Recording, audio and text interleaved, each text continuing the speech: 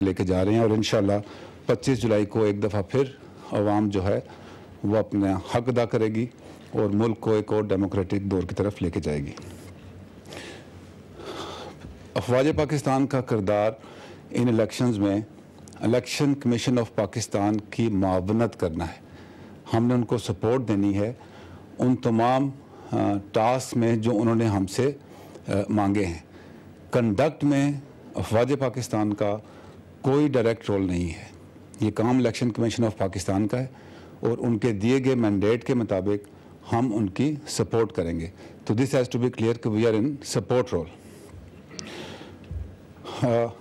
2018 के इलेक्शन में armed forces की जो एम्प्लॉयमेंट है, this is not for the first time.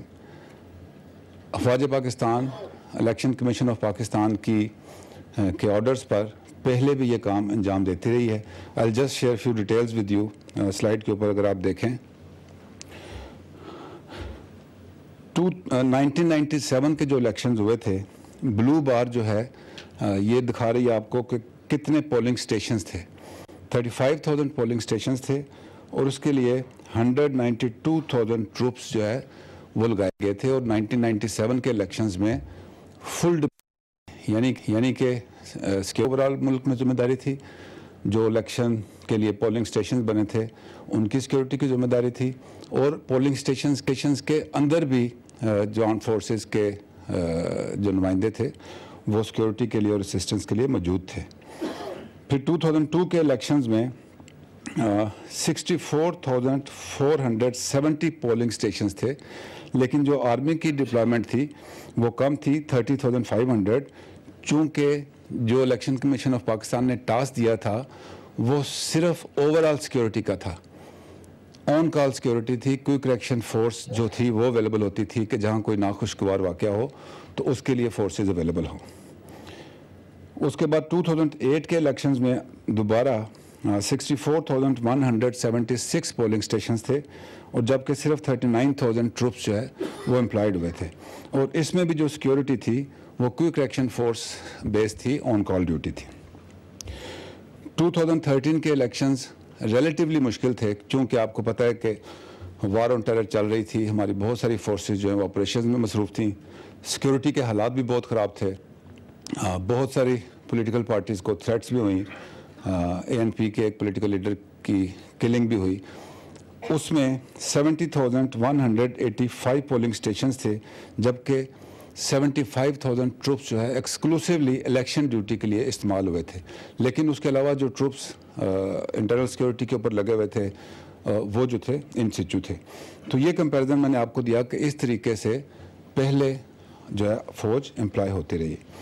अब 2018 के इलेक्शन के लिए इलेक्शन कमीशन ऑफ पाकिस्तान ने आर्म्ड फोर्सेस को टास्क किया है कि वो उनकी मदद करें to conduct the elections in a free, fair and transparent manner.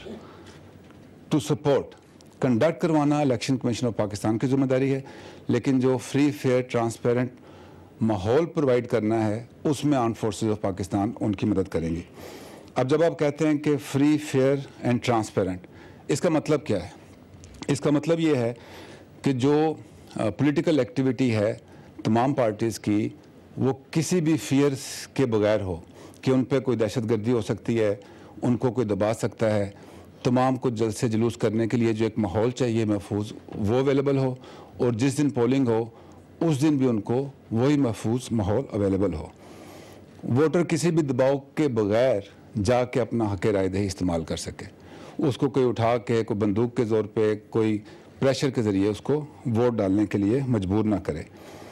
जो कवानीन हैं जो इलेक्शन कमीशन ऑफ पाकिस्तान ने कोड ऑफ कंडक्ट दिया है उसकी एप्लीकेशन अक्रॉस द बोर्ड हो, सिलेक्टिव एप्लीकेशन ना हो। और जो इलेक्शन का अमल है वो किसी भी किस्म की बेज़ाब्तगी, तासुब और पसंद और नापसंद से बालातर हो। और मोस्ट इम्पोर्टेंटली, अगर बैलेट बॉक्स के अंदर 100 वोट डाले गए हैं तो बैलेट बॉक्स से 100 ही वोट निकलें, 99 भी ना निकलें और 101 भी ना निकलें। ये सारा काम इलेक्शन कमीशन ऑफ पाकिस्तान का है, लेकिन अफवाज पाकिस्तान उनके दिए हुए कोड ऑफ कंडक्ट के तहत फैसिलिटेट करेगी कि इलेक्शन जो हैं वो इस दिए गए मैंडेट के मुताबिक हों।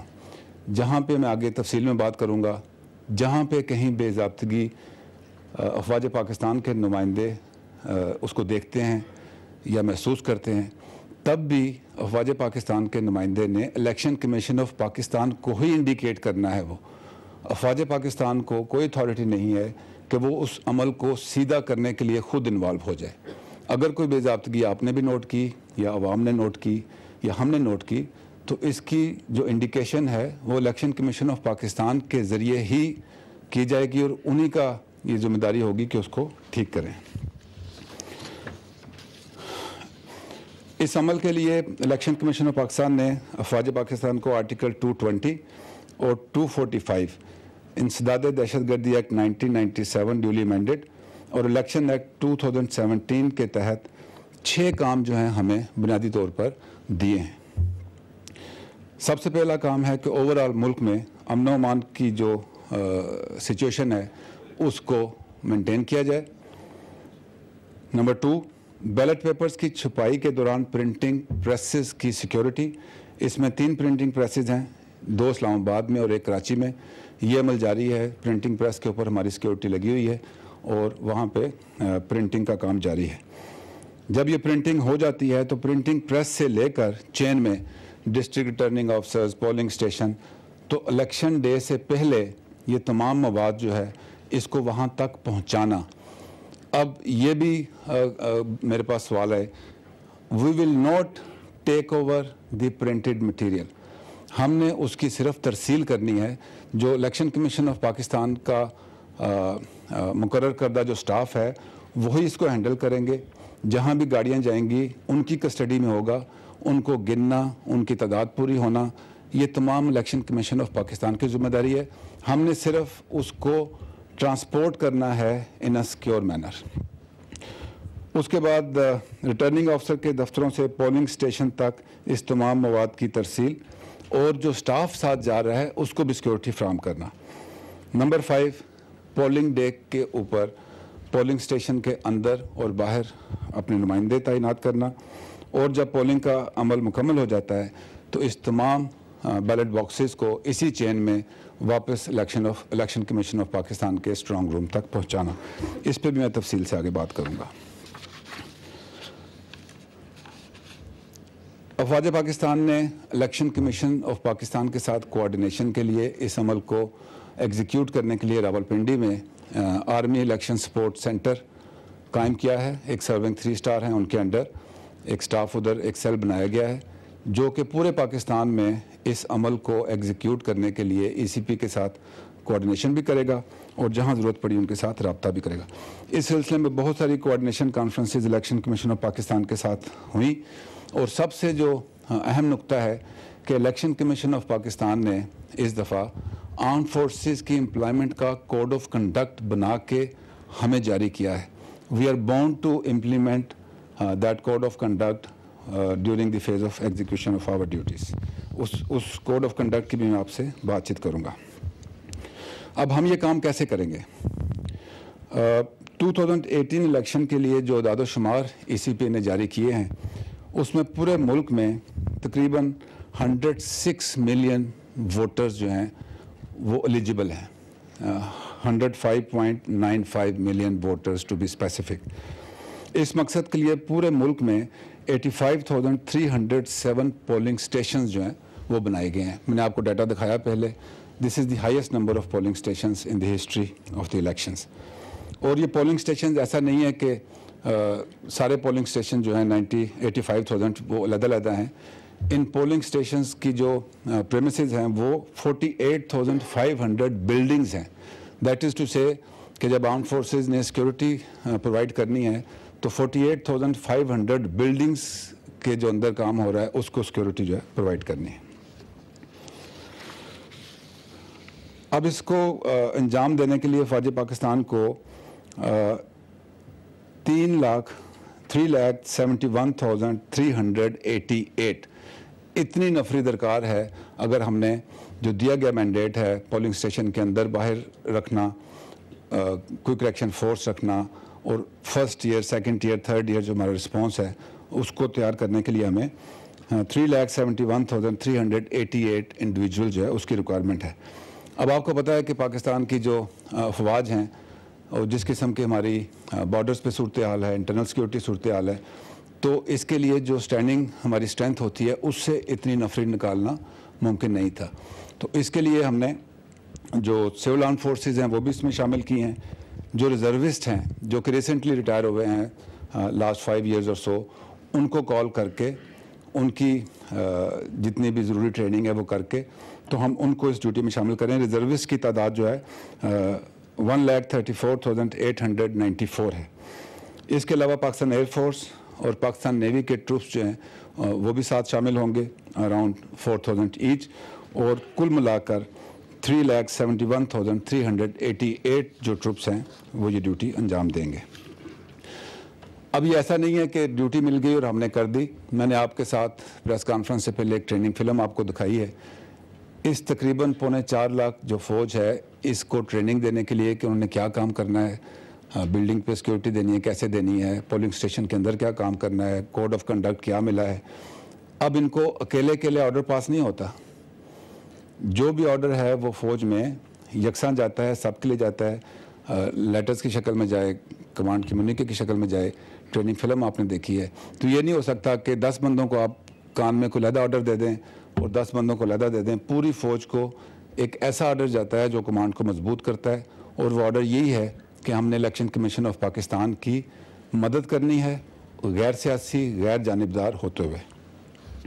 इस सिलसिले में कोड ऑफ कंडक्ट भी, जैसे मैंने आपको बताया, अफवाज पाकिस्तान इस अमल को मुकम्मल तौर पर गैर सियासी, गैर जानिबदार होते हुए अदा करेगी।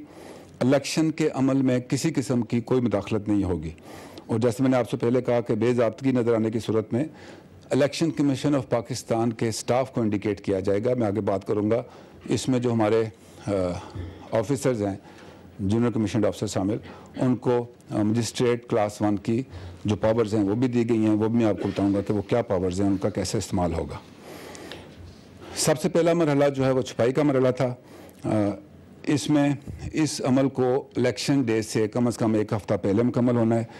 ये 27 जून से हमने तीनों प्रिंटिंग प्रेसेस के ऊपर अपनी जो फोर्सेस थी वो भेज दी थी। इस वक्त प्रिंटिंग जारी है और पॉसिबली 21 जुलाई तक ये अमल मुकम्मल हो जाएगा और उसके बाद इसकी तरसील शुरू होगी। इसके दौरान हमने जैसे आपने फिल्म में देखा होगा कि इंश्योर किया है कि कोई गैर मुतल्लका फ़र्द जो है वो प्रिंटिंग प्रेस के अंदर ना जा सकता है, ना वहाँ से जो मवाद छप रहा है उसको बाहर लेके जा सकता है। लेकिन उसकी जो गिनती है वो इलेक्शन कमीशन ऑफ पाकिस्तान की जिम्मेदारी है, उसमें फ़ौज पाकिस्तान का कोई हाथ नहीं है। ज़्यादातर तरसील जो है वो बाई रोड हो रही है, लेकिन इसमें अगर हेलीकॉप्टर्स या जहाज़ का इस्तेमाल करना पड़ा तो वो भी होगा। लेकिन कोई भी तरसील इलेक्शन कमीशन ऑफ पाकिस्तान के स्टाफ के बगैर नहीं हो रही। अगर आपका जो प्रिंटिंग मटीरियल है उसकी कस्टडी जो है, फ़िज़िकल कस्टडी, वो इलेक्शन कमीशन ऑफ पाकिस्तान की जिम्मेदारी होगी। आपने फिल्म में देखा होगा कि हमने ये भी कैटर फॉर किया कि जब ये तरसील हो रही है तो रास्ते में जो मुमकिन वाक़यात हो सकते हैं, गाड़ी ख़राब हो सकती है, कोई प्रोसेशन हो सकता है, रोड ब्लॉक हो सकता है, तो उसमें हमने किस तरीके से ये इंश्योर करना है कि ये जो मवाद है ये किसी गैर मुतल्लका फ़र्द के हाथ में ना आए। जो पोलिंग है 25 जुलाई को होनी है, उससे 3 दिन पहले हमारी जो सिक्योरिटी की एम्प्लॉयमेंट है वो इंशाल्लाह मुकम्मल हो जाएगी और पोलिंग के बाद ये जो मटेरियल है इसको भी वापस पहुंचाना हमारी जिम्मेदारी होगी। जैसे कि मैंने आपसे कहा कि 85,307 पोलिंग स्टेशंस हैं और 48,500 बिल्डिंग्स हैं। पोलिंग स्टेशंस की 2 किस्म की categorisation election commission of Pakistan ने की है, सेंसिटिव एंड नॉर्मल। जो सेंसिटिव पोलिंग स्टेशंस हैं उनमें जो हमारे 2 जवान हैं वो पोलिंग स्टेशन के अंदर होंगे और 2 जवान बाहर होंगे। लेकिन जो नॉर्मल पोलिंग स्टेशन है उसमें जो पोलिंग स्टेशन के बाहर की तादाद है उसमें थोड़ी बहुत कमी हो सकती है, लेकिन होगा हर पोलिंग स्टेशन पे। और ये सिर्फ फ़ौज नहीं होगी, इसमें जो पुलिस है, जो सिविलियन लॉ इन्फोर्सिंग एजेंसीज़ हैं, जो सिविल एडमिनिस्ट्रेशन है, उनका सिक्योरिटी का मैकेनिज़्म भी इन प्लेस होगा और पब्लिक को हैंडल करने की बुनियादी जिम्मेदारी जो है वो पुलिस की और दूसरी जो सिविलियन लॉ इन्फोर्समेंट एजेंसीज़ हैं उनकी होंगी। तो 20,831 सेंसिटिव पोलिंग स्टेशंस हैं ओवरऑल जो पोलिंग स्टेशंस का फिगर है उसमें से। ऑन स्पॉट मौजूदगी के अलावा क्विक रिएक्शन फोर्सेज होंगी जो कि मुख्तलिफ बिल्डिंग्स को ग्रुप करके थ्रेट के हिसाब से रिक्वायरमेंट के मुताबिक वो तैनात की गई है। अब पोलिंग स्टेशन के जो अंदर जवान होगा उसको भी हिदायत दी गई है कि उसकी ड्यूटी क्या है। बुनियादी तौर पर उसकी जो जिम्मेदारी है वो देखना है कि फ्री फेयर ट्रांसपेरेंट इलेक्शन के लिए कोई रुकावट पेश ना आए। पोलिंग स्टेशन के अंदर सिर्फ वोटर आ सकता है, पोलिंग स्टाफ आ सकता है, उम्मीदवार खुद या उसका मुकर्रर करदा पोलिंग एजेंट आ सकता है, इलेक्शन कमीशन ऑफ पाकिस्तान से तस्दीक शुदा अफराद यानी कि जो फॉरेन मीडिया आ रहा है या जो कोई मुबसर आ रहा है उनको कार्ड इशू किया जाएंगे। तो जो अंदर जवान खड़ा होगा उसकी जिम्मेदारी होगी कि वो किसी गैर मुतल्लका बंदे को पोलिंग स्टेशन के अंदर ना आने दे। जो बैलेट बॉक्स है उसमें एक वक्त में सिर्फ एक वोट डाला जाए। जैसे मैंने कहा कि जो ट्रांसपेरेंसी है और जो फेयरनेस है वो ये है कि जो वोट डालने आया है वो एक वोट डाले, ना ये कि वो दो डाल जाए या अपना वोट डाले बगैर बाहर चले जाए। अगर 100 वोट डाले गए हैं बैलेट बॉक्स में तो जब काउंटिंग हो तो उसमें से 100 निकलने चाहिए। उसके बाद इलेक्शन कमीशन ऑफ पाकिस्तान ने एक सिस्टम बनाया है जिसके तहत वो फॉर्म फिल करके उसकी पिक्चर लेके और उसको ट्रांसमिट करेगा अपने रिटर्निंग ऑफिसर को। तो ये भी ऑब्जर्वेशन रहेगी कि जो रिज़ल्ट काउंट हुआ है, जो फॉर्म फिल हुआ है, उसी के मुताबिक ये रिज़ल्ट आगे कम्युनिकेट हो। जो पोलिंग स्टेशन के बाहर हमारे जवान खड़े होंगे, बुनियादी तौर पर जो पुलिस होगी उसकी ज़िम्मेदारी होगी कि वो बाहर नज़्म व ज़ब्त कायम रखें और उनको सही तरीके से